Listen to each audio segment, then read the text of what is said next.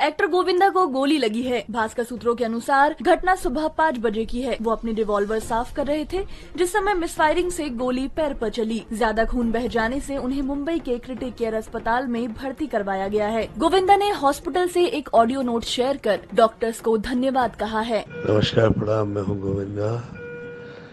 आप सब लोगों के आशीर्वाद और माँ बाप का आशीर्वाद और गुरु की कृपा की वजह से